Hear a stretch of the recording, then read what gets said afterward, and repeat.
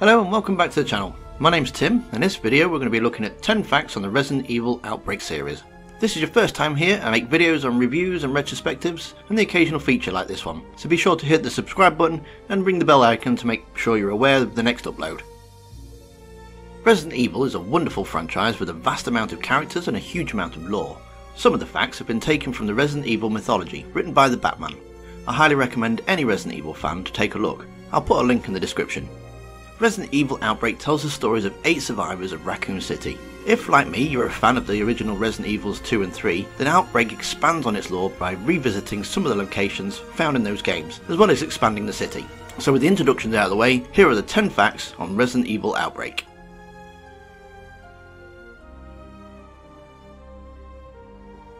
The scenarios don't follow a structured route, with a couple of exceptions. Outbreak is the first scenario, as it shows all the survivors together in the bar and the virus starting to spread, and with the end of the road and decisions, they're the final, as they show the destruction of the city. Using the information and lore found in both Resident Evil 2 and 3, it is possible to place each event in a chronological order. The Resident Evil Mythology has already done this, so you can follow that for the best way to play them.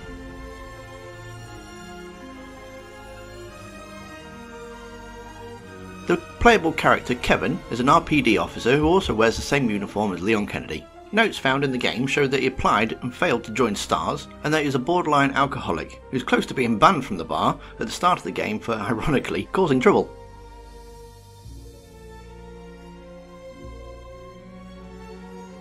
Upon its release in Europe, Resident Evil Outbreak could not be played online, despite the whole premise of the game being an online experience. This is because of the language difficulties causing technical issues. It was fixed by the time File 2 was released.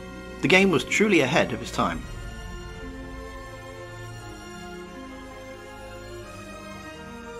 Although the recent remakes of Resident Evils 2 and 3 have cast doubt on the chronology of Outbreak within the Resident Evil universe due to the events and locations that have been changed, one survivor still remains canon. Playable character Alyssa Ashcroft, a reporter, makes a named appearance in Resident Evil 7 in a news article.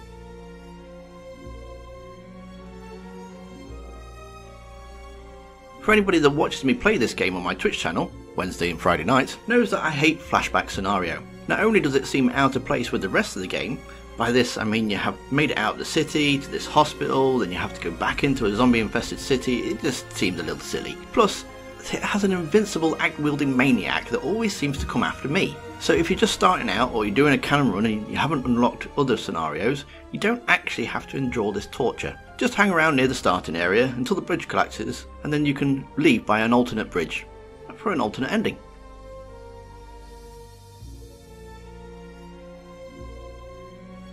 There were supposed to be around 20 different scenarios to play, but only 10 made it into the games, with 5 on each disc, known as File 1 and File 2. There was supposed to be a File 3, but due to the File 2 being completely slated, File 3 was cancelled.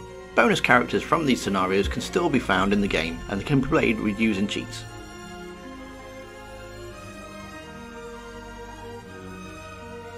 If you play as Kevin in Desperate Times scenario, at the end you'll see a speeding police car going towards the police station. This is supposed to be Leon and Claire on the intro to Resident Evil 2. However, this is just an Easter egg, as in Resident Evil 3 it's Jill Valentine who first sees Marvin after he's been bitten, and Resident Evil 3 takes place 24 hours before and 24 hours after Resident Evil 2.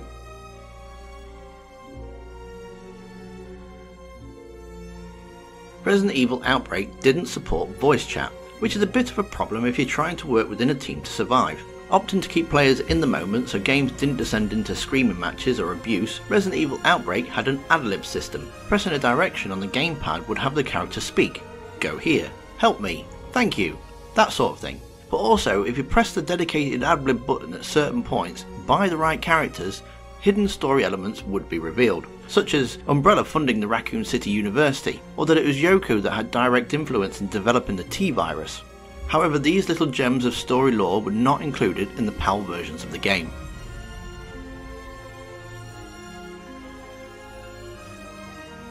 This is the only time you'll see a Licker that has partly human form. Every other time a Licker is seen in every other game it doesn't resemble a human. Also with Hellfire, on hard and very hard mode, the player has to look for smoke coming out from under the doors. If a player character opens a door with smoke, they'll be hit by a backdraft, and this can cause massive amounts of damage.